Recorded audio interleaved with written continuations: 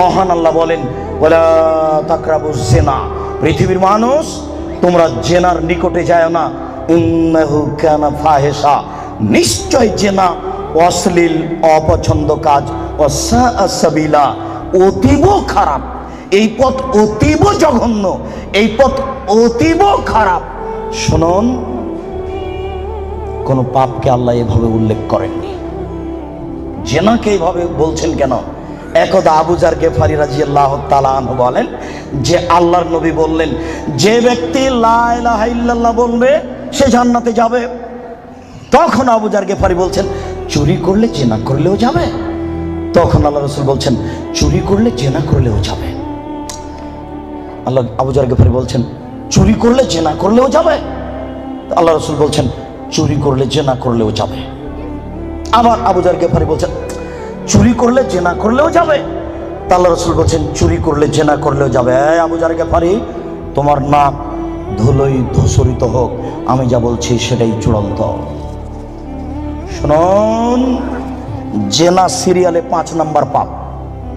1 নম্বর পাপ হচ্ছে শিরক করা, 2 নম্বর পাপ হচ্ছে বাপ মায়ের অবাধ্য চলা, 3 নম্বর পাপ হচ্ছে মিথ্যা কথা বলা, 4 নম্বর পাপ হচ্ছে খাদ্যের ভয়ে ছেলেকে হত্যা করা। একটা ছেলে একটা মেয়ে যথেষ্ট। আপনারা 10 ভাই বোন, আপনারা কয় ভাই বোন? 10 ভাই বোন। আপনাদের বাড়িতে ছিল 3 জন কিষান কামলা, কতটি হলো? 13টা। আপনার বাপ মা কতটি হলো? 15টা। আপনার বাপ রাত্রে 2 জন করে ফকির ধরে নিয়ে যেত বাড়িতে, 17 জন। আপনার মা 17 জনের ভাত রান্না করতে ঢেঁকিতে ধান ভেঙে। কোনোদিন আপনার মা ভারী মনে করেনি, কোনোদিন ভারী মনে করেনি। 17 জনের ভাত রান্না করতে ঢেঁকিতে ধান ভেঙে। এটা ঢাকা শহর।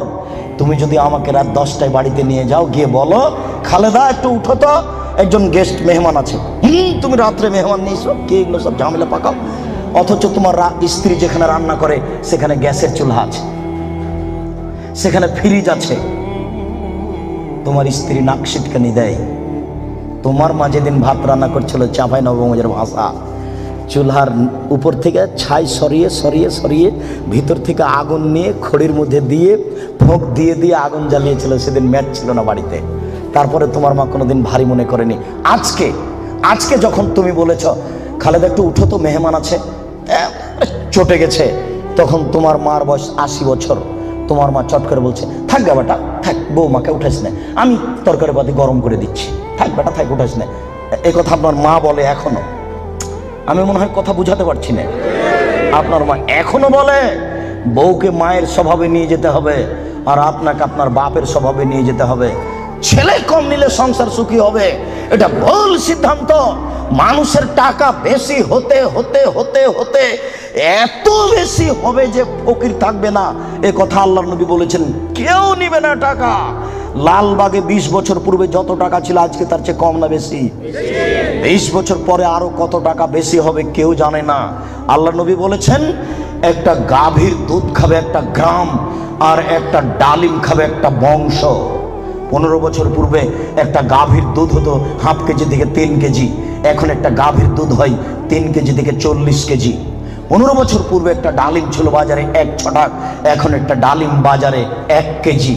15 বছরের মধ্যে যদি 3 কেজি থেকে 40 কেজি হতে পারে, 50 বছর পরে একটা গাভী কত দুধ দিবে এ কথা মানুষ জানে না। আপনাকে আমি কি দিয়ে বুঝাই? আল্লাহ নবী বলেছেন, একটা গাভীর দুধ খাবে একটা গ্রাম। একটা গ্রামে 50,000 মানুষ থাকতে পারে, 1 লক্ষ 1 কোটি মানুষ থাকতে পারে। একটা গাভীর দুধ খাবে একটা গ্রাম। বলছিলাম 3 নম্বর পাপ হলো, 4 নম্বর পাপ হলো ছেলেকে হত্যা করা, মেরে ফেলা। 5 নম্বর পাপ হলো জেনা। আবু যার গেফারি কেন বলছেন না বাপ মাকে গালি দিলেও জান্নাতে যাবে? এই কথা কেন বলছেন না? মাকে মারলেও জান্নাতে যাবে? এই কথা কেন বলছেন না? বারবার কেন বলছেন জেনা করলেও যাবে, চুরি করলেও যাবে? শুনুন, ঘরে ঘরে জেনা হচ্ছে এই কথা ঠিক, এরপরেও জেনার বাস্তবতা এত খারাপ। আজকে যদি একটা জেনার বিচার হয়, তাহলে ওই যুবক যুবতী মনে করে যে মাটি ফেটে গেলে নিচে চলে যেতাম। অথচ মাকে গালি দিলে মানুষ এত অপমান হয় না। বুঝাতে পারলাম না। শিরক করলে মানুষ এত অপমান হয় না। এই কারণে আল্লাহ তাআলা বলছেন জেনার পথটি অতীব খারাপ, জেনার পথটি অতীব জঘন্য। পৃথিবীর মানুষ মাই ইয়াফআল যালিকা ইয়ালকা আসামা, যে ব্যক্তি জেনায় লিপ্ত হবে তার 1 নাম্বার বিপদ, সে হবে মহাপাপী। 2 ইজাফ লাহুল আযাব ইয়াউমাল কিয়ামা, যে ব্যক্তি জেনায় লিপ্ত হবে বিচারের তার শাস্তি দ্বিগুণ শতগুণ বেশি হয়ে যাবে। 3 ওয়ায়াখলুদ ফীহি মুহানা, সে চিরদিন জাহান্নামে থাকবে অপমান অবস্থায়। শুনুন, জেনায় লিপ্ত হলে 3টে বিপদ আছে। 1, সে হবে মহাপাপী। 2, বিচারের মাঠে তার শাস্তি দ্বিগুণ শতগুণ বেড়ে যাবে। 3, সে চিরদিন জাহান্নামে থাকবে। মহান আল্লাহ বলেন ওয়াসানিয়াতু ওয়াসানি ফাজলিদু কুল্লা ওয়াহিদিন মিনহুমা মিআতা জালদা। পৃথিবীর মানুষ, বিবাহ পুরুষ নারী যারা জেনায় লিপ্ত হচ্ছে তাদেরকে 100 লাঠি পিটাও। এখানে বলা হয়নি বিবাহিত না অবিবাহিত, তবে মারার সময় যেন তোমাকে ময়া মহব্বত ভাতৃত্বভাব না ধরে, একবারে যথাযথ পিটাও। সম্মানিত উপস্থিতি, আল্লাহ তাআলা এই পর্যন্ত এখানে বলেছেন। আমি আপনাকে জেনার আলোচনা করতে গিয়ে প্রথমে আলোচনা করছি জেনার বিপদ। জেনা করলে মানুষের উপরে বিপদ আসবে। 1, অল্প বয়সে মরণ হবে, মহামারী হবে, কলেরা হবে। 2, এমন রোগ হবে যে রোগ বংশে ছিল না, যে রোগ ডাক্তার চিনে না, যে রোগ বংশে ছিল না, যে রোগ ডাক্তার চিনে না। শুনুন, জেনায় লিপ্ত যদি মানুষ হয় তাহলে অল্প বয়সে মরণ হবে, কলেরা হবে, মহামারী হবে। 3টে সমান 1টা। 2, এমন রোগ হবে যেটা বংশে ছিল না, যেটা ডাক্তার চিনে না। দেখুন, আব্দুল্লাহ ইবনে ওমর রাদিয়াল্লাহু তাআলা আনহু বলেন রাসূল সাল্লাল্লাহু আলাইহি সাল্লাম বলেছেন লাম তাজহারিল ফাহিসাতু ফি কওমিন কাত্ত ইল্লা ফাসা ফীহিম আত-তাউন ওয়াল আওজা। যদি কোনো সম্প্রদায়ের জেনা ছড়িয়ে যায়, যেই সম্প্রদায়ে জেনা ছড়াবে তাদের উপরে 2টি বিপদ হবে। 1, তাউন, কলেরা, মহামারী। মহামারী যা, কলেরা তা, অল্প বয়সে মরণ তা। কথা কি বুঝতে পেরেছেন? 2, অল আওজাও মামাজাত ফি আসলাফিহিম, এমন রোগ হবে যেটা বংশে ছিল না, ডাক্তার চিনে না। এই কথাটা আল্লাহর নবী বলেননি, ওটা আমি বলেছি। মনে রাখবেন, জেনায় লিপ্ত হলে এমন রোগ হবে যেটা বংশে ছিল না, আমি বললাম।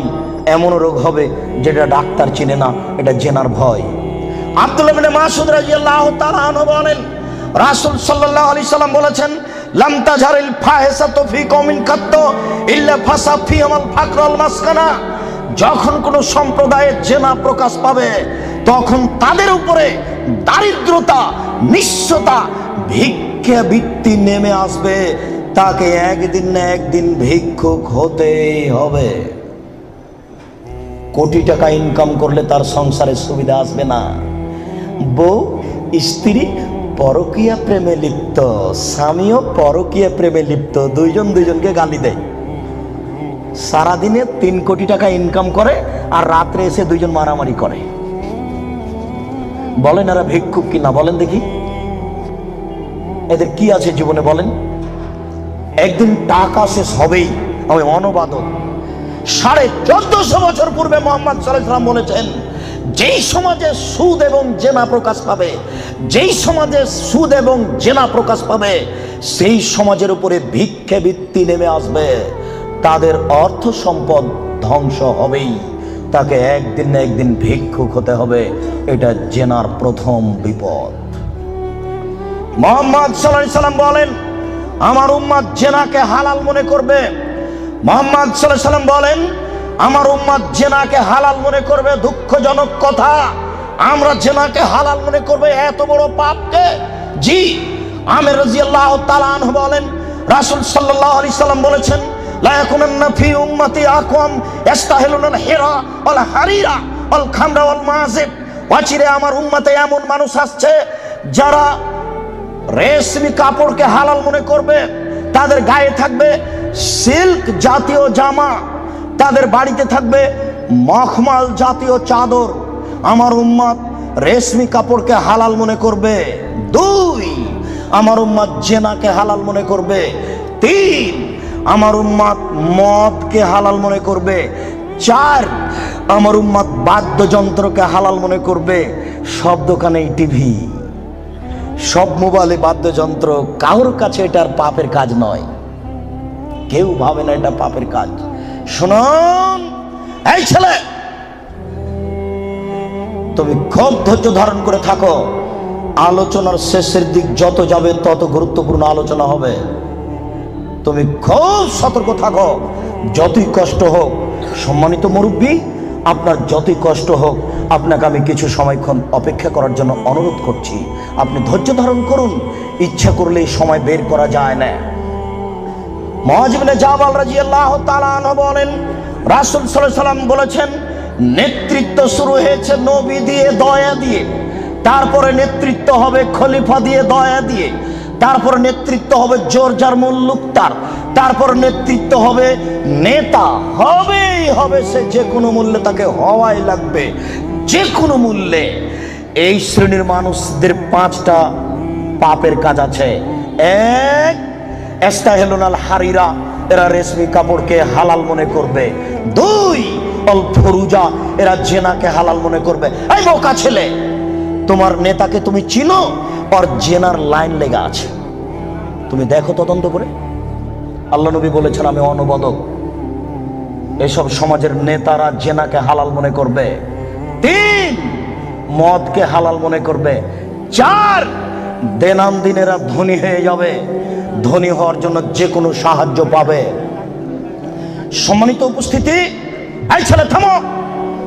ওই দিক থেকে কোনো মানুষকে এদিকে আসতে দিও না, চলাচল বন্ধ। ওই দিক থেকে কাউকে এদিকে আসতে দিবেন না। আপনি ধৈর্য ধারণ করো। এই ছেলে, ওই কোণাতে কাউকে এদিকে ঢুকতে দিও না।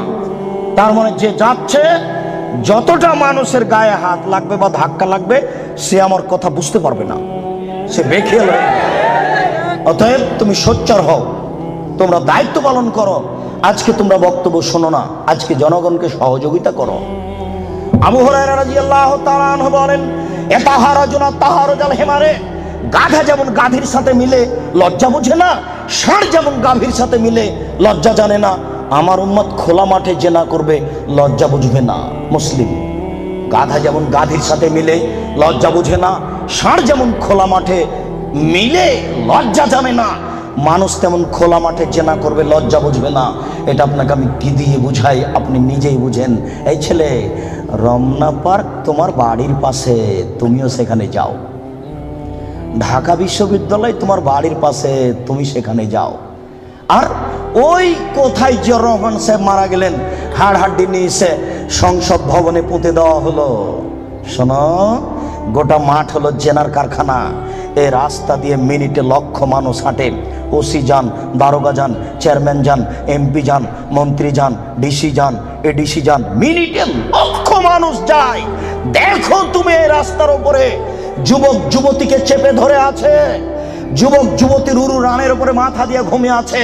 কেউ কিছু বলে না, বলা নাকি যায় না। কেউ কিছু বলে না, বলা নাকি যায় না, বলা নাকি অপরাধ। এই দেশে নাকি কেউ মানুষ নেই, সবাই নাকি পশু।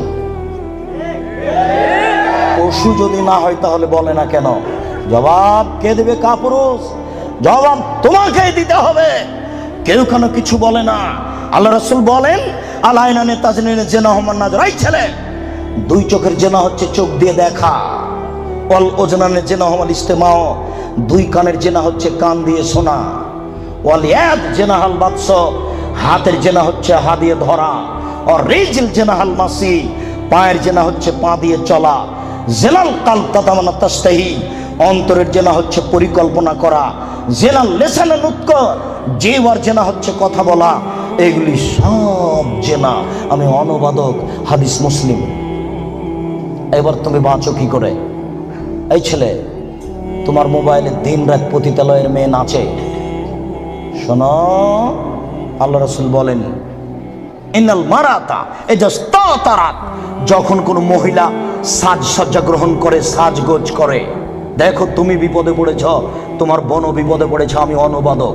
তিনি বলেন যখন কোনো মহিলা সাজসজ্জা করে, সাজগোজ করে, ঠোঁটে লিপস্টিক দেয়, পাউডার মাখে, মারাত্মক মাজলিসিন, তারপরে পুরুষের পাশ দিয়ে হেঁটে যাই, কেদা জানিয়ে ও ব্যভিচারণী, ও ব্যভিচারণী, ও ব্যভিচারণী। আমি অনুবাদক।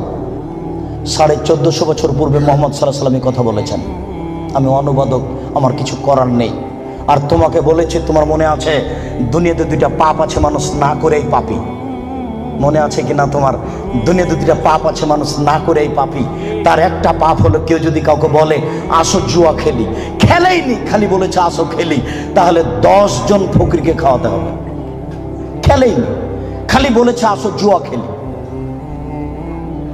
তাতে কয়জন ফকিরকে খাওয়াতে হবে? 10 জন ফকিরকে সোয়াজি করে চাউল দিতে হবে, সোয়া কেজি করে। আরেকটা দুনিয়াতে পাপ আছে, না করেই পাপী। আল্লাহ রাসূল বলছেন, কোনো মহিলা যদি সাজগোজ করে, সাজসজ্জা গ্রহণ করে, ঠোঁটে লিপস্টিক দেয়, পাউডার মাখে, মারাত্মক মাজলিসিন, তারপরে পুরুষের পাশ দিয়ে হেঁটে যায়, তারপরে পুরুষের পাশ দিয়ে হেঁটে যায়, কেদা জানিয়ে ও ব্যভিচারণী, ও ব্যভিচারণী, ও ব্যভিচারণী, ও যেনা করেইনি। আমি অনুবাদক, আমার কিছু করার নেই, আমি নতুনভাবে কিছু বলতে পারি না। 1450 বছর পূর্বে মোহাম্মদ সাল্লাল্লাহু আলাইহি ওয়াসাল্লাম এভাবে বলেছেন। আমি আপনাকে আজকে বাংলা, আরবি থেকে বাংলা করে শোনালাম। এভাবেই তিনি বলেছেন। সম্মানিত উপস্থিতি, এই ছেলে, এখানে তোমাকে আর একটা কথা বলে রাখছি, তুমি মনে রেখো। তুমি কথাকে উল্টে ধরিও না। আজকে তুমি ঢাকা সাভারের কথা উল্টে ধরেছ, তোমার ভুল হয়েছে, তুমি ভুল শুনেছ। আমি বলেছি টিভিতে আন্তর্জাতিক খেলা, ক্রিকেট, ফুটবল দেখা তো বহু দূরের কথা। আমি বলেছি আন্তর্জাতিক খেলা টিভিতে দেখা তো বহু দূরের কথা, আন্তর্জাতিক খেলার গল্প যেখানে চলে সেখানে বসে থাকাও হারাম। দেখি কোন মায়ের বেটা এই ফতোকে উল্টে ধরতে পারে। আর তোমার বাড়ির উপরে, 5 তলা বাড়ির উপরে অনেকগুলি পতাকা, তার একটা হচ্ছে ব্রাজিলের পতাকা। তুমি ব্রাজিলকে চিনো কে? তুমি কি ব্রাজিলকে চিনো কে? আচ্ছা, তুমি কি কোনোদিন ভেবেছো ব্রাজিলকে? আচ্ছা, তোমার বিদ্যা তো নেই, তোমার কি একটু বুদ্ধিও নেই? তুমি কি মানুষই নও? রাজশাহী চাঁপাইনবাবগঞ্জের ভাষাতে তুমি কি অমানুষ? তোমার ভিতরে কি কোনো মানবতাই নেই? ওরা ইহুদি, ওরা খ্রিস্টান, ওরা ইহুদি, ওরা খ্রিস্টান। শোনো, যদি তারা শোনে যে তুমি পায়খানায় পড়ে গেছ, তাহলে অট্ট হাসি দিবে। আর যদি তোমাকে পাশে পাই, তাহলে তোমার মাথার উপরে লাথি মারবে। আর যদি তোমাকে পাশে পাই, তাহলে আরো 3 বালতি পায়খানা তোমার মাথার উপরে দিয়ে দেবে। বলো দেখি, ওরা কারা? ওরা ইহুদি, ওরা খ্রিস্টান, ওরা জন্মসূত্রেই তোমার শত্রু। ওরা বলছে তোমার নবী ভুয়া, মোহাম্মদ সাল্লাল্লাহু আলাইহি ওয়াসাল্লাম ভুয়া নবী। নবী হলে আমাদের মধ্যে থেকে হবে কেন? ইব্রাহিম আমাদের, সুলাইমান আমাদের, দাউদ আমাদের, মুসা আমাদের, ঈসা আমাদের, ইয়াকুব আমাদের, ইউসুফ আমাদের, সব নবী আমাদের। মোহাম্মদ নবী হলে ইহুদি খ্রিস্টানদের মধ্য থেকে হবে, আমাদের মধ্য থেকে হবে। আরে মোহাম্মদ নাকি পৌত্তলিকের মধ্য থেকে হয়েছে। ছি ছি ছি ছি ছি, এ কেন নবী হবে? ছি ছি ছি ছি ছি, এ ভুয়া নবী। তুমি তার পতাকা মাথার উপরে তুলো কাপুরুষ। তোমার বিদ্যাকে আমি কবর দিতে এসেছি, তুমি মনে রেখো, তোমার আমি কিছু না কিছু উপকার করবই করবো ইনশাআল্লাহ। শুনুন, দুনিয়াতে দুটি পাপ আছে, মানুষ না করাই পাপী। ফুটবল, ক্রিকেট, র্যাকেট খেলা যায় ওই সময়তে যখন টাকার হারজিত থাকবে না, শরীর চর্চা থাকবে, তখন যায়। ফুটবল, ক্রিকেট, র্যাকেট, ভলিবল এগুলো খেলা যাবে ওই সময়তে যখন টাকার হারজিত থাকবে না, শরীর চর্চা হবে। আর যাতে শরীর চর্চা নেই, বসে বসে সময় কাটাই, এটা খুবই খারাপ। চৌসার, ছক্কা, লুডু, দাবা, পাঞ্জা, ক্যারাম বোর্ড, তাস, গেমস, এইসব খেলায় যদি কেউ অংশগ্রহণ করে, তাহলে সে তার হাতকে শরীর শুকুরের রক্তের মধ্যে ডুবিয়ে দিয়েছে। মোহাম্মদ সাল্লাল্লাহু আলাইহি ওয়াসাল্লাম বলেন, মান লাইবা বিনারদে শির ফাকাদাত খালায়াদাহু বিদামে খিনজির। কেউ যদি চৌসার, ছক্কা, লুডু, দাবা, পাঞ্জা, ক্যারাম বোর্ড, তাস, গেমস এই ধরনের খেলায় অংশগ্রহণ করে, সে তার হাতকে শরীর কুকুরের রক্তের মধ্যে ডুবিয়ে দিয়েছে। তুমি সাবধান থাকো। সম্মানিত উপস্থিতি, রাসূল সাল্লাল্লাহু আলাইহি ওয়াসাল্লাম বলেন, ইন্না মিম্মা তাখাওয়াফা আলা উম্মতি, আমার উম্মতের উপরে আমি সবচেয়ে যেটা বেশি ভয় করি, পৃথিবীর মানুষ, আমি বলে গেলাম মুহাম্মদ সাল্লাল্লাহু আলাইহি সাল্লাম, আমার উম্মতের উপরে আমি সবচেয়ে যেটা বেশি ভয় করি, এক নম্বর ভয় হচ্ছে আমার উম্মত জেনায় লিপ্ত হবে, এইটা আমার ভয়। দুই, শাহওয়াতুল খাফিয়া, আমার উম্মত গোপন পাপে লিপ্ত হবে, এইটা আমার ভয়। আমার উম্মত গোপন পাপে লিপ্ত হবে, এইটা আমার ভয়। ছেলে মেয়ে, যুবক যুবতী গোসলখানাতে ঢুকলেই পাপ করছে, একাই হলেই পাপ করছে। পুরুষ নারীর জন্য যে কত জেনার গোপন পাপের ব্যবস্থা হয়েছে এখন হিসাব করা যায় না। এই ছেলে, তুমি আছো ঢাকা লালবাগে আর তোমার বান্ধবী আছে লন্ডনে, দুইজন মিলে মোবাইলে গল্প করছো গোপনে। গল্প করতে করতে জামা কাপড় খুলতে লাগলে, খুলতে খুলতে খুলতে এখন দুইজনে উলঙ্গ, দুইজন দুইজনকে দেখতে পাচ্ছে, দুইজনের মধ্যে ব্যবধান হলো 5000 কিলোমিটার। অবাক, গোপন পাপ, আশ্চর্য, অবাক। এই ছেলে, তুমি যখন থাকো না তখন তোমার মা মোবাইলে গোপন জেনা করে, প্রেমের গল্প করে, তোমার মা তাহাজ্জুদ পড়ে। এই ছেলে শোনো, তুমি আর তোমার মা যখন থাকে না তখন তোমার বোন মোবাইলে জেনার গল্প করে। মোবাইল মানে জেনা। আল্লাহ নবী 1450 বছর পূর্বে বলেছেন, আমার উম্মত গোপন পাপে লিপ্ত হবে। 15 বছর পূর্বে এইভাবে গোপন পাপ মোবাইলে হতো না। 20 বছর পরে আরো গোপন পাপের কত পথ বের হবে তা আপনাকে আমি এখন ভাষায় বুঝাতে পারবো না। মুহাম্মদ সাল্লাল্লাহু আলাইহি ওয়াসাল্লাম বলেছেন, আমার জীবনে বড় ভয়, এক, আমার উম্মত জেনায় লিপ্ত হবে, দুই, আমার উম্মত গোপন পাপে লিপ্ত হবে। আপনাকে আমি কি দিয়ে বুঝাই সম্মানিত দিনী ভাই? মুহাম্মদ সাল্লাল্লাহু আলাইহি ওয়াসাল্লাম বলেন, রাত যখন অর্ধেক হয় তখন সমস্ত আকাশের দরজা খুলে দেয়। যে ব্যক্তি আল্লাহর কাছে প্রার্থনা করে তার প্রার্থনা কবুল হয়ে যায়। যে ব্যক্তি যা চায় আল্লাহ তাকে তাই দিয়ে দেন। যে ব্যক্তি বিপদে পড়ে বলে আল্লাহ আমাকে বাঁচাও, আল্লাহ তাকে বাঁচিয়ে দেন। ইল্লাল বাগিন বে ফারজেহা, তবে যার জেনার সম্পর্ক আছে তার কথা কবুল হয় না।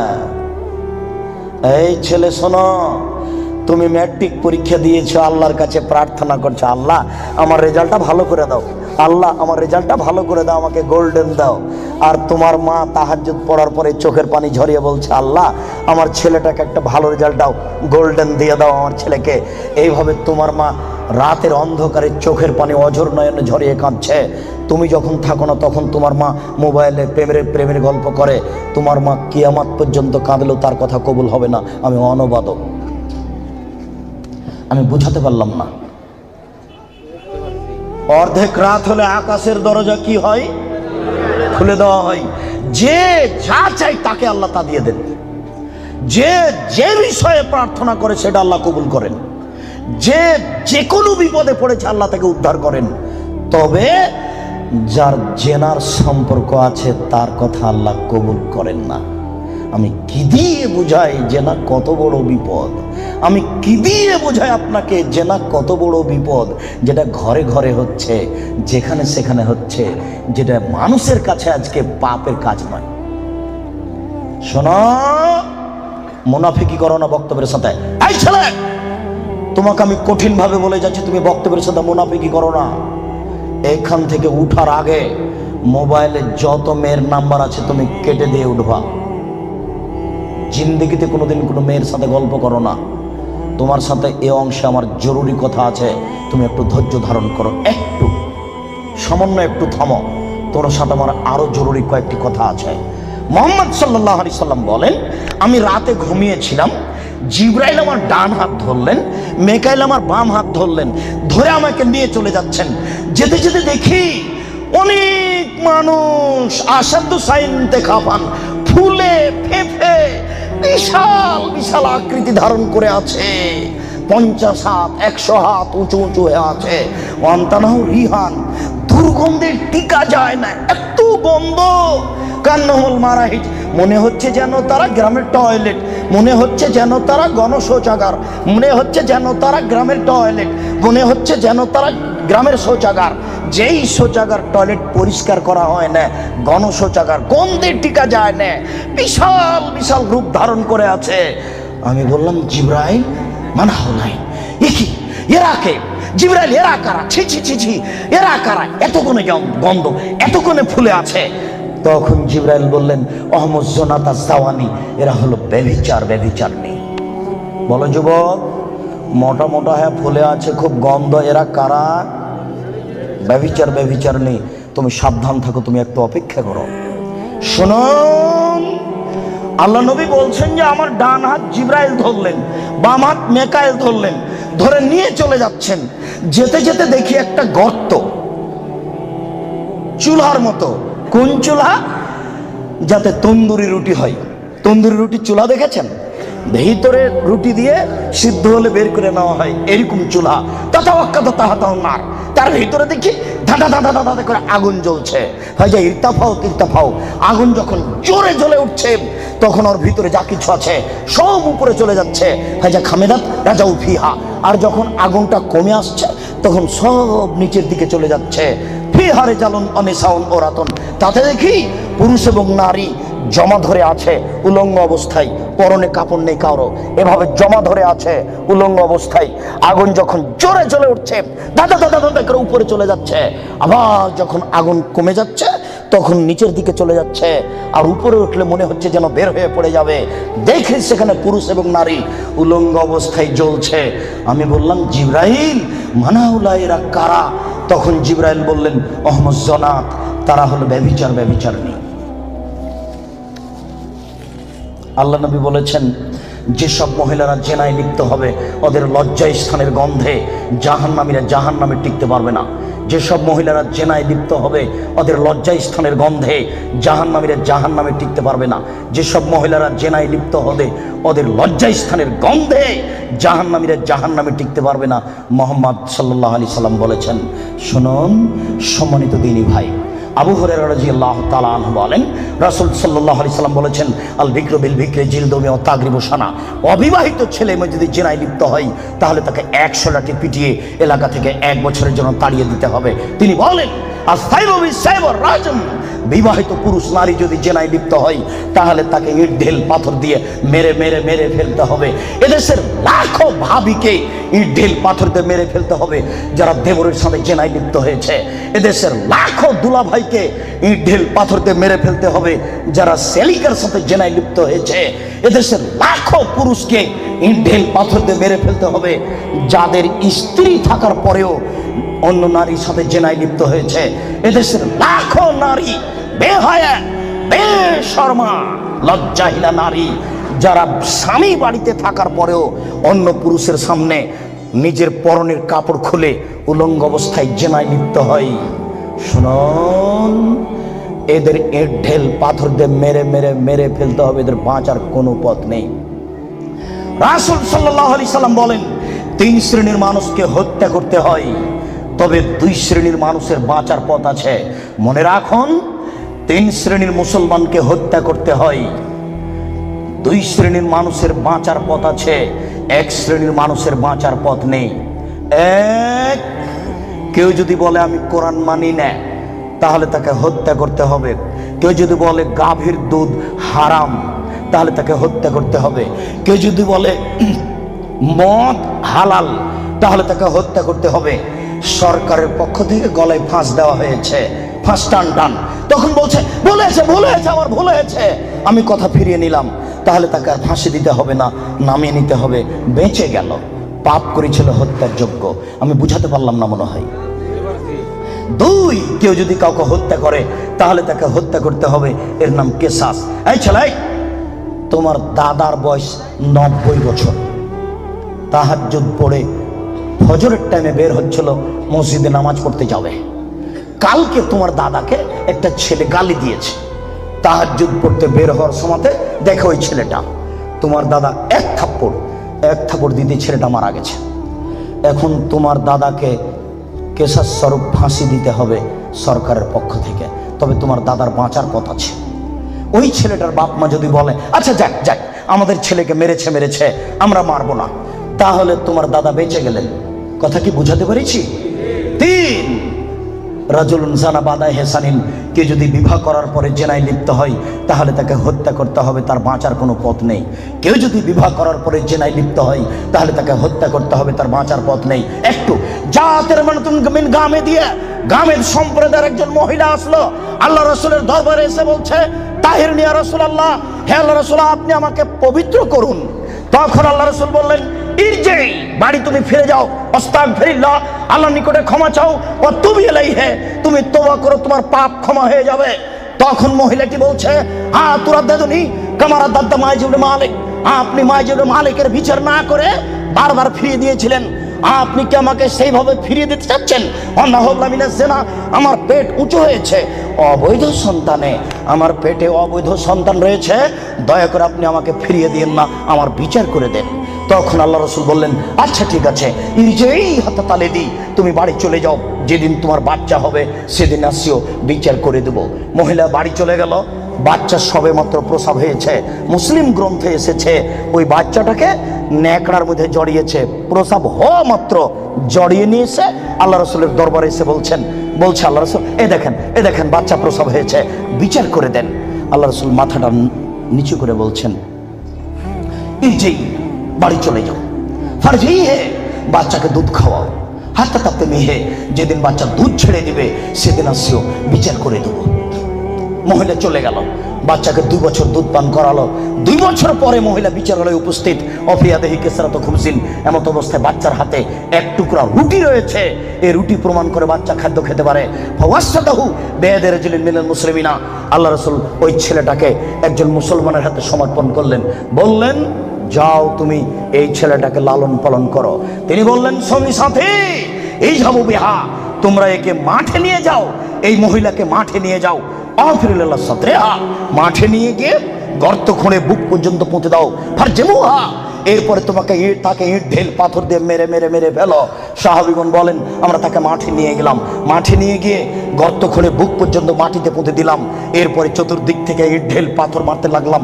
খালিদ বিন ওয়ালিদ বলেন একটা পাথর আমি নিয়ে তার মুখের উপরে মারলাম, ফাতারা জাহাদাম আল্লাহ ওয়াজহে খালিদ, পাথরটা মুখে লেগে মুখ ফেটে রক্ত ছিটে খালিদের গায়ে লাগলো। ফাসাব্বাহা, খালিদ গালি দিয়ে বলছিলেন ছি ছি, একজন জেনাকারিনী মহিলার গায়ের রক্ত আমার গায়ে লাগলো, এরকম কিছু হবে? আল্লাহ রাসূল বললেন মারে রে খালিদ, খালিদ তুমি গালি দিও না, লাগা তাওবা তাওবাতান লাউ তাওয়া সায়মাকসিন লা গফিরা লাহু। এই মহিলা আল্লাহর দরবারে এত ক্ষমা ভিক্ষা চেয়েছে, এই মহিলা আল্লাহর দরবারে এত কান্নাকাটি করেছে, পৃথিবীর বড় থেকে বড় পাপী যদি এইভাবে কান্নাকাটি করে তাহলে তার পাপ ক্ষমা হয়ে যাবে। খালিদ তুমি একে গালি দিও না, দুঃখিত আপনাকে আমি কি দিয়ে বুঝাই, পৃথিবীর সবচেয়ে বড় পাওয়ারফুল মানুষ হচ্ছেন মুহাম্মদ সাল্লাল্লাহু আলাইহি সাল্লাম। পৃথিবীর ইতিহাসে এত বড় পাওয়ারফুল মানুষ কেউ জন্ম নেয়নি, কিয়ামত পর্যন্ত কেউ নিবে না। জান্নাতের গেটে বড় অক্ষরে লেখা আছে সর্বপ্রথমে যিনি জান্নাতে প্রবেশ করবেন তিনি হলেন মুহাম্মদ সাল্লাল্লাহু আলাইহি সাল্লাম। জান্নাতের ভিতরে একটা ঘর আছে, সেই ঘরের ভিতর দিকে একজন ফেরেশতাকে দাঁড় করে রাখা হয়েছে, এখনো উপস্থিত। তাকে বলা হয়েছে কেউ যদি বাহির থেকে এসে ঠক ঠক করে শব্দ দেয়, কে যদি বাহির থেকে বলে মুহাম্মদ, তাহলে এই দরজা খুলে দিও, এই ঘর মুহাম্মদ ছাড়া কারোর জন্য খোলা হবে না। আপনাকে আমি কি দিয়ে বুঝাই মুহাম্মদ সাল্লাল্লাহু আলাইহি সাল্লাম কত বড় পাওয়ারফুল মানুষ।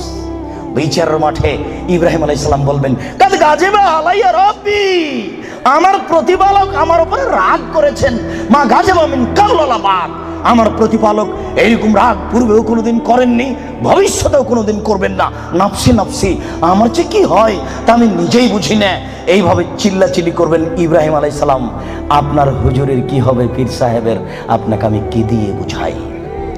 শুনুন, ওই সময়তে মুহাম্মদ সাল্লাল্লাহু আলাইহি সাল্লাম সিজদায় পড়বেন, তখন আল্লাহ বলবেন এই ফারাসাক সালতুতা আসেতু সাফা, মুহাম্মদ মাথা উঠান, বলেন যা বলবেন তাই মেনে নিব, যেই কথা বলবেন আমি সে কথাই গ্রহণ করব।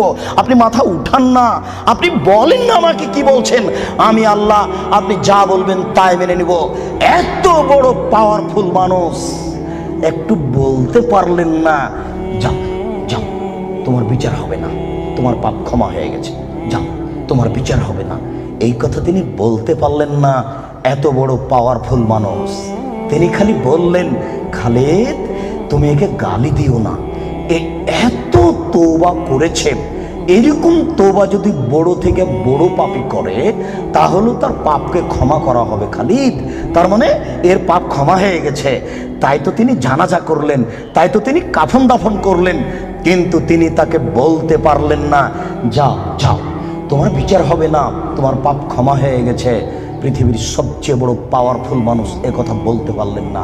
তার মানে বিবাহ করার পরে জেনায় লিপ্ত হলে তার দুনিয়াতে বেঁচে থাকার কোনো সুযোগ নেই। আমি আপনাকে কি দিয়ে বুঝাই শরীয়ত কি জিনিস? বিবাহ করার পরে জেনায় লিপ্ত হলে তার বেঁচে থাকার কোনো সুযোগ নেই। আব্দুর রাজ্জাক সাহেব, কথা বুঝেছি, একটু দয়া করে কোনো পথঘাট বলেন। জি, পথঘাট আছে, চিন্তা করবেন না, নিরাশার কিছু নেই।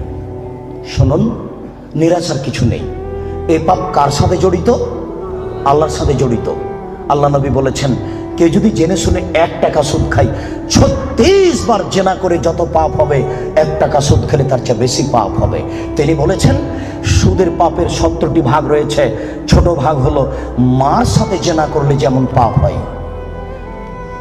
সুদ যত বড়ই পাপ হোক না কেন, সুদের পাপ কার সাথে জড়িত? আল্লাহর সাথে জড়িত। জেনার পাপ কার সাথে জড়িত? আল্লাহর সাথে জড়িত। যুবক, তুমি নিরাশা হবে না, নিরাশার কিছু নেই। শোনো,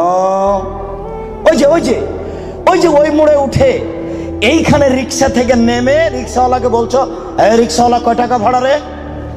40 টাকা। হ্যাঁ বেটা, 20 টাকা ভাড়া, 40 টাকা চাও। এক থাপ্পড় দিয়ে 20 টাকা দিয়ে বিদায় করে দিলে। এখন এই পাপ তওবা করে ক্ষমা হবে না, মরা পর্যন্ত কাঁদলেও হবে না। এটা খুবই জটিল। জেনার পাপের চেয়ে রিক্সাওয়ালাকে একটা থাপ্পড় মারা কত যে কঠিন, আপনাকে আমি কি দিয়ে বুঝাই? এই ছেলে, তোমার বাপ দলীয় দাপটে জমি দখল করেছে, দিন রাত যদি তোমার বাপ তাহাজ্জুদ পড়ে হবে না। শফিকুল ইসলাম জাগরণী বলেছেন, লাভ হবে না, কবর পাকা করে দিয়েছেন। বাপের কবর যদি স্বর্ণ দিয়ে বানান, কোনো লাভ হবে না। নজরুল ইসলাম বলেছেন, মসজিদের পাশে কবর দিও ভাই। মসজিদের পাশে কেন, আপনার বাপের কবর যদি কাবা ঘরের নিচে ঢুকিয়ে দেন, 1 পয়সা লাভ হবে না। শোনো, রিক্সাওয়ালাকে থাপ্পড় মেরেছেন, ক্ষমার পৃথিবীতে কোনো সুযোগ নেই। রিক্সাওয়ালাকে খুঁজে বের করতে হবে, খুঁজে বের করে হাত ধরে বলতে হবে, ও রিক্সাওয়ালা, আমি বুঝতে পারিনি গো, তোমাকে 1 থাপ্পড় মারা আমার ভুল হয়েছে, তুমি আমাকে মাফ করো। এই কথা বলার পূর্ব পর্যন্ত পৃথিবীতে কোথাও ক্ষমা নেই। এরা মানুষের সাথে জড়িত পাপ। এই ছেলে, তুমি দিন রাত গরু জবাই করা, কসাই গোস্ত বিক্রি করো, কোটি টাকা ইনকাম করো, তাতে আসে যায় না। কোটি টাকা ইনকাম করো, তাতে আসে যায় না। প্রত্যেক দাঁড়িতে 50 করে গোস্ত কম দিয়েছ, এখন ক্ষমা নেও দেখি। কিয়ামত পর্যন্ত তওবা করলে এই পাপ ক্ষমা হবে না।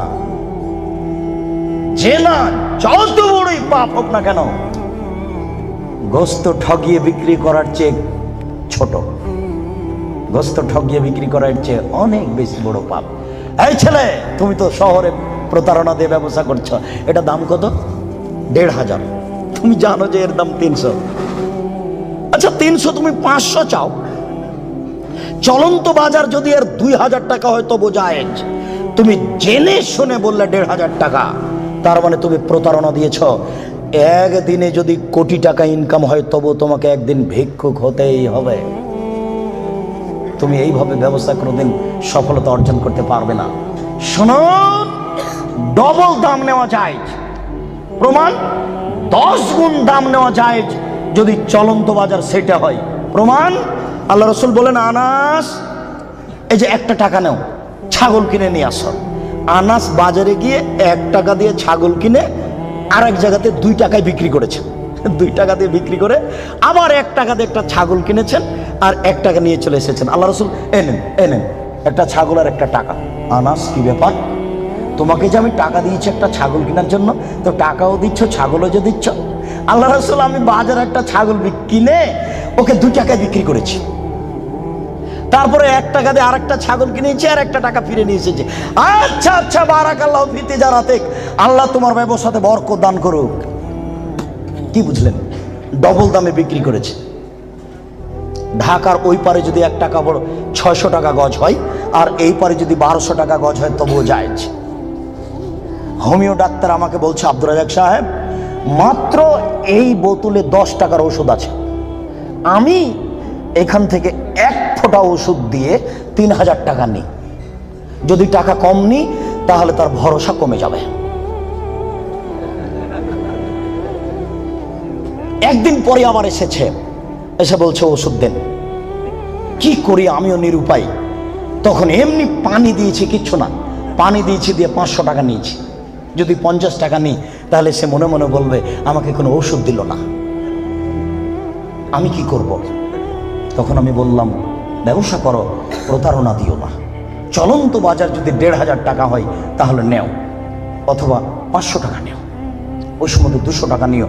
তুমি বুঝতে পারছো এটা প্রতারণা, এমন কিছু করো না, জেনার চেয়ে এটা অনেক অনেক অনেক জটিল। সম্মানিত উপস্থিতি, এই ছেলেরা, তোমাকে আশ্বস্ত করছি, নিরাশা হয় না। তবে আমি তোমাকে বলেছি, এখান থেকে উঠার আগে মোবাইলে যেন আর কোনো মেয়ের নাম্বার না থাকে। এবার শোনো, তুমি যদি আজকে মোবাইলের সব নাম্বার কেটে দিতে পারো, আর তুমি যদি বলতে পারো আমি জিন্দেগিতে আর কোনোদিন কোনো মেয়ের সাথে কথা বলবো না, তাহলে তুমি যে কোনো বিপদ থেকে বেঁচে যাবা। আমি আলোচনার শেষের দিকে আসছি। সম্মানিত উপস্থিতি,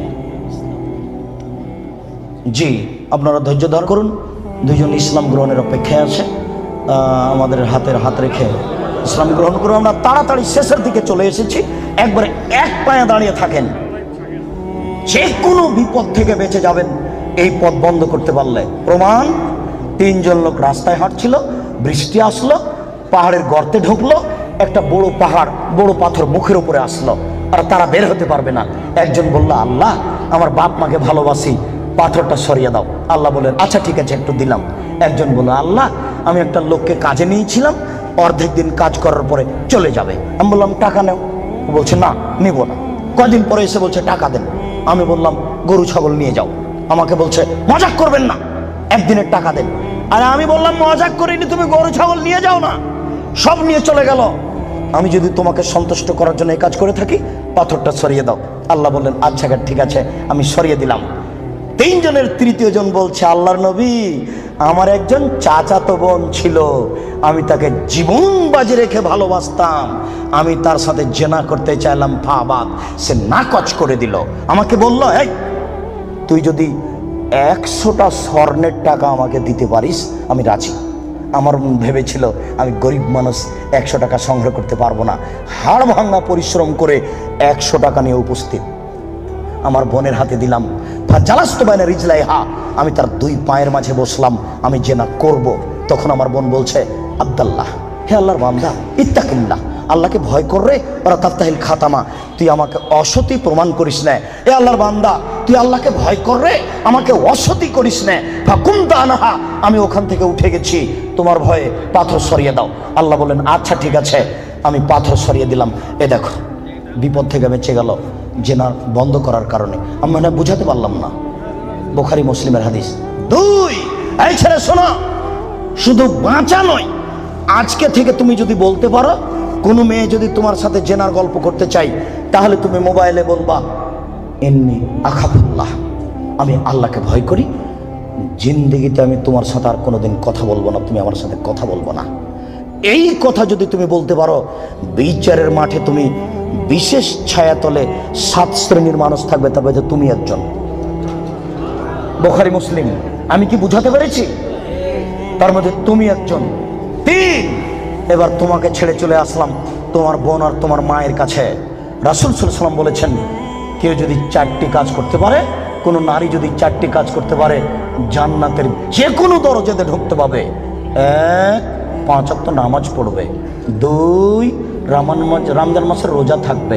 3, স্বামীকে মেনে চলবে। 4, জেনায় লিপ্ত হবে না, জান্নাতের যে কোনো দরজাতে ঢুকতে পাবে, কোনো সমস্যা নেই। এবার সবার জন্য আল্লাহ তাআলা বলেন, ওয়ানাহান নাফসানিল হাওয়া ফাইনাল জান্নাতাল হিয়াল মাওয়া। পৃথিবীর মানুষ তোমরা শুনে রাখো, আমি আল্লাহ বলছি, তোমরা যদি তোমাদের প্রবৃত্তিকে ঠেকাতে পারো, যদি বলো আর কোনোদিন জেনায় লিপ্ত হব না, তাহলে আমি আল্লাহ তোমাদের জন্য জান্নাতুল মাওয়া রেখেছি। যারা প্রবৃত্তিকে ঠেকাতে পারবে তাদের জন্য আল্লাহ জান্নাতুল মাওয়া রেখেছেন। সম্মানিত উপস্থিতি, জেনা যত বড়ই পাপ হোক না কেন, আজকে আপনি সেখান থেকে ফিরে আসার চেষ্টা করুন, আল্লাহ আপনাকে রক্ষা করবেন ইনশাআল্লাহ। সম্মানিত উপস্থিতি, শেষের দিকে এসে বলছি, আপনারা জানেন আমি 12 থেকে 15 বছর থেকে ঢাকায় আছি। তখন থেকে আমি ভাবছিলাম একটা ঢাকায় বা ঢাকার আশেপাশে কোথায় একটা বিশাল ভূখণ্ড পাওয়া যাবে যেখানে একটা উন্নত মানের প্রতিষ্ঠান গড়া যাবে। ঘুরতে ঘুরতে দেখলাম এই যে 300 ফুট রাস্তার মাথায় পূর্বাচলের পাশে দেবই বাজারের এখানে এলাকার লোকেরা 14 বিঘা জমি আমার হাতে হস্তান্তর করেছে। 2013 সালের 24শে আগস্ট রোজ মঙ্গলবার আমি বলেছি জনগণের উদ্দেশ্যে আমার হাতে টাকা নাই, একথাও সত্য, এখানে প্রতিষ্ঠান গড়বে, একথাও সত্য, ইনশাল্লাহ গড়বেই গড়বে যে কোনো মূল্যে। আপনি এখন দেখতে গেলে খুশি হয়ে যাবেন। ছেলেদের মেয়েদের উন্নত মানের থাকার ব্যবস্থা রয়েছে, উন্নত মানের খাওয়ার ব্যবস্থা রয়েছে। ভর্তির তারিখ 2রা জানুয়ারি রোজ শনিবার। ছেলেদের মেয়েদের উন্নত মানের থাকার ব্যবস্থা রয়েছে, উন্নত মানের খাওয়ার ব্যবস্থা রয়েছে। কোটি টাকা লাগে না, লক্ষ টাকা লাগে না। অত টাকা খরচ করে কি করবেন? 1 to 0 পড়িয়ে ওখানে ছেলে মেয়ে নিয়ে যান। আপনি প্রতিষ্ঠানকে মূল্যায়ন করুন। মর্মে আমার প্রথম কথা, একটু আল্লাহকে বলবেন, আল্লাহ আব্দুর রাজাক সাহেব যে পদক্ষেপ নিয়েছে এটা তুমি কবুল করো আল্লাহ। এরপর আমাকে পরামর্শ দিবেন, আমি আপনার পরামর্শ মূল্যায়ন করব। আমি চাচ্ছি এখানে ছেলেরা বাংলা, ইংরেজি, আরবি উন্নত মানের শিক্ষা অর্জন করে অন্যায়ের বিরুদ্ধে লড়বে, মুখে কলমে মিটিয়েই ইনশাল্লাহ তারা লড়বে। সময়ের ব্যবধান। এরপরে আপনাকে যেটা বলেছি, আল্লাহর নবীর চলেনি টাকা ছাড়া, আমার চলবে টাকা ছাড়া, এই কথা আমি মনে করি না। যার যতটুকু সম্ভব এখানে ব্যয়বহুল খরচের প্রতিষ্ঠান নির্মাণ কাজ চলছে। ছেলেদের মেয়েদের পৃথক পৃথক আবাসিক ব্যবস্থা, মসজিদের পরিকল্পনা এবং শিক্ষক আবাস সব মিলেই অনেক বড় কাজ চলছে। আমি বিশ্বাস করি পতিতালয়ের মহিলা যদি কুকুরকে পানি পান করে জান্নাত যেতে পারে, আপনি যদি এখানে টাকা দিয়ে অংশগ্রহণ করেন আপনিও জান্নাত পাবেন ইনশাআল্লাহ। এতে আমি বিশ্বাসী। এই প্রতিষ্ঠানকে মূল্যায়ন করুন। শেষের কথাটি, আমরা চিরদিন থাকবো না, এই কথাই ঠিক। আমার কাছে বিদ্যা নেই, এরপরেও ভাঙাচোরা বিদ্যা দিয়ে এই বই পুস্তকগুলি লেখার চেষ্টা করি। কে বড় ক্ষতিগ্রস্ত, কে বড় লাভবান, আদর্শ পরিবার, আদর্শ নারী, অনেক বই আছে। আর দোয়ার আলোচনা আছে, বিস্তারিত দোয়া কোথায় কি পড়তে হবে, সব বইগুলি স্টেজ থেকে সংগ্রহ করবেন। সকল দিনই ভাই বোনকে বইগুলি স্টেজ থেকে সংগ্রহ করার অনুরোধ রেখে আল্লাহকে বলছি, আল্লাহ আমাদের যারা মারা গেছে তুমি তাদের কবরের শাস্তি মাফ করো। আমরা